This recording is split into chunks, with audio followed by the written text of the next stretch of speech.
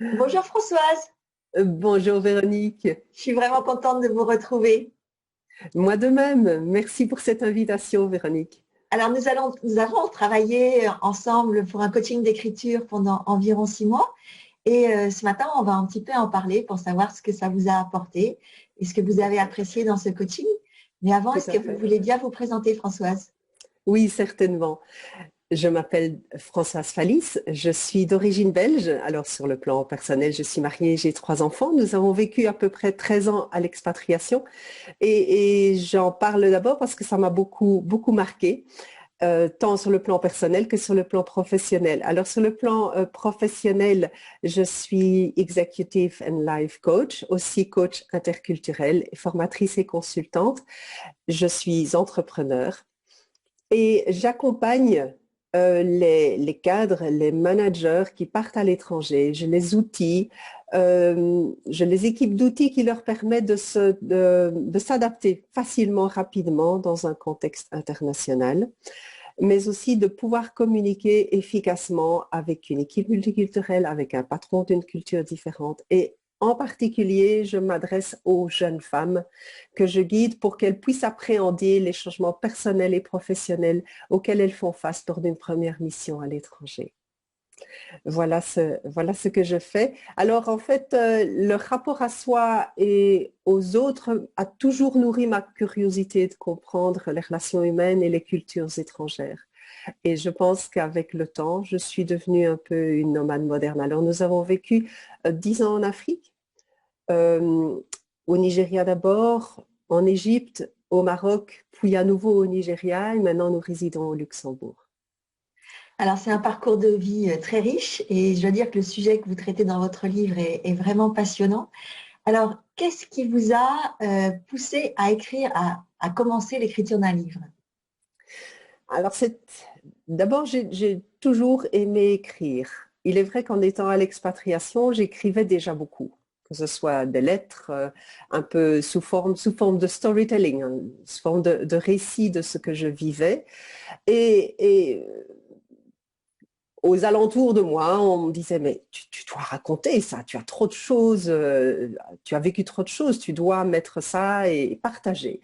Je n'en étais pas directement convaincue, et peut-être parce que j'estimais que j'avais encore besoin de plus d'expérience, de plus mûrir tout cela.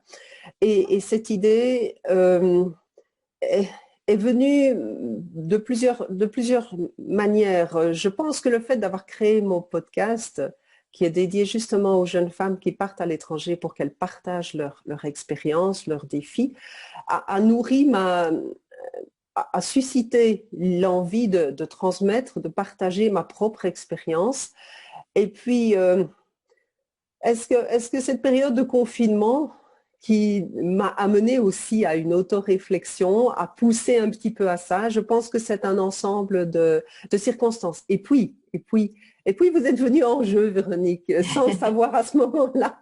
C'est-à-dire que j'ai suivi la formation de Christina Arrojo pour créer mon propre podcast. Je pense que vous avez suivi la même formation. Absolument. Et alors, elle m'a parlé, j'ai vu votre podcast et je me dis, c'est pas anodin, c'est peut-être un signe. Et j'ai commencé à écouter quelques-uns de vos épisodes, cela m'a inspiré, je le Oui. reconnais. Et puis, j'ai beaucoup réfléchi avec des allers-retours mentaux et puis je me suis décidée de vous appeler.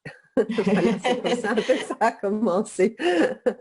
Alors, le livre que vous écrivez est un livre professionnel qui s'adresse à des jeunes professionnels, des jeunes femmes qui vont partir à l'étranger. Qu'est-ce qui vous manquait, vous, personnellement, quand vous avez décidé d'écrire ce livre? Pourquoi est-ce que vous avez fait appel à mes services? D'abord, ça me semblait écrire un livre, ça me semblait être pour les autres.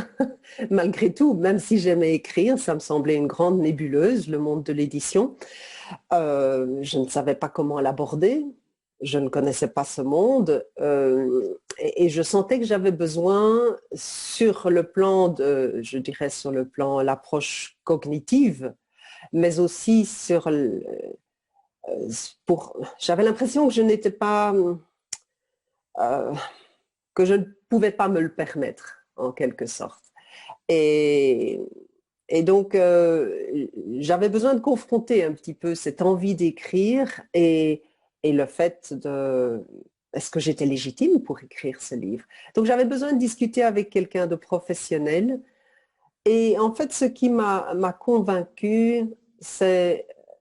Il y a une phrase que vous avez dite, Véronique, qui m'a dit, mais on a écrit à peu près déjà sur tous les sujets. Donc, ne vous inquiétez pas, mais la manière dont vous le direz sera la vôtre. Oui. Et l'important est que les gens aussi vous reconnaissent à travers. Et ça m'a vraiment fait réfléchir et je me dis, oui, ok, il faut que je tente ma chance. Et puis, j'avais l'impression que si je ne le fais pas, je le regretterai. J'avais envie à la fois de transmettre, mais je ne veux pas centrer ce livre que sur moi. Je veux vraiment que ce soit une source d'inspiration pour elle et une source d'autoréflexion qui se nourrit sur mon propre cheminement personnel aussi à l'étranger. Comment j'ai grandi par cette expérience et comment elles peuvent le faire. Mais aussi, cela passe par beaucoup de difficultés, parfois personnelles, parfois avec son entourage, et, et que s'adapter dans un monde où on voyage beaucoup, ce n'est pas si évident, même si on parle anglais, même si on est ouvert aux autres, on est confronté à des défis auxquels on ne s'imagine pas. Oui. Et c'est un petit peu tout ça, si vous voulez, ce cheminement de développement de la conscience de l'autre et développement professionnel. Donc, on a commencé à travailler ensemble. Est-ce que vous voulez bien raconter comment ça s'est passé, comment s'est déroulé ce coaching? Alors, de manière très, très spontanée et conviviale, j'ai bien aimé la manière, la sympathie que vous créez dans la relation et qui met à l'aise, indéniablement. Ça m'a beaucoup aidé. Alors, euh, vous avez je ne savais pas comment commencer ce livre. Les idées fulminaient, j'avais déjà composé avant de vous contacter un mind mapping de mon livre, mais pas du tout de la manière dont vous l'avez proposé par la suite. Et donc, en fait, vous avez vraiment aidé à comme éclater les idées sous forme de mind mapping, dont tout ce qui me venait en tête, vous avez proposé de composer un grand panneau avec mettre vraiment avec des petites fiches toutes les idées qui me venaient en tête. Et puis après, pour reconstituer un petit peu mon puzzle et en faire plusieurs prototypes. Et là c'était un travail mental qui était à la fois, qui était plaisant, comme si je m'autorisais à faire ça. Oui. Et ça, cette sorte de libération de la pensée et une autorisation que je me donnais, c'était bien. Et ensuite, il y a eu ce travail, je dirais, les 6 séances que nous avons eues ensemble. Et puis, faire ce coaching, je recevais des newsletters qui me donnaient des renseignements complémentaires, notamment l'idée de la pyramide inversée qui, moi, m'a parlé. Et puis après, je recevais un lien qui me permettait à chaque étape un petit peu de baliser mon travail. Donc je dirais que l'apport est surtout au niveau de la structuration, d'abord de l'autorisation qu'on se donne, puis la structuration. Et puis ensuite, j'ai appris beaucoup de choses sur le monde de l'édition, même si mon livre n'est pas encore terminé. J'avais besoin, si vous voulez, d'appréhender ce monde pour aller de l'avant. Pour moi, ça fait partie d'un package. Il ne faut pas simple, c'est moi, mais c'est aussi le monde qui entoure ce livre. Oui. Oui. Et ça me semblait vraiment, vraiment très important. Donc maintenant, vous avez une vision globale avec toutes les étapes nécessaires à la publication du livre. C'est ça que vous voulez? Oui, et non, c'est ça que je veux dire, clairement. Oui.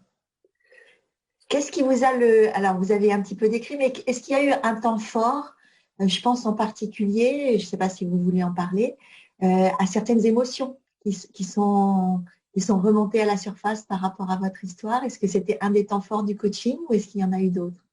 Un moment fort dans cet accompagnement, c'est au début, il y a eu un moment où vous m'avez expliqué ce qu'est un guide pratique et je me suis sentie un petit peu mal à l'aise parce que je me dis, est-ce que j'avais pris une cible avec laquelle finalement je me sentais pas si confortable que cela. Et cet aspect pratico-pratique, j'avais envie de quelque chose j'avais peur que ça ne mêle pas suffisamment une approche un petit peu de développement personnel. Et puis, un temps fort, c'est que voilà, je vous l'ai dit que je ne me sentais pas si à l'aise que ça, et vous avez vraiment accueilli mes questionnements et mon repositionnement par rapport à cette nouvelle cible qui est vraiment les jeunes femmes qui partent à l'étranger, avec beaucoup de bienveillance. Et pour moi, ça a été un moment fort de ce coaching. Comme si j'avais peur de me sentir jugée, ou que c'est comme si vous alliez déterminer si mon livre pouvait être accepté ou non. Et ça n'a pas du tout été le cas.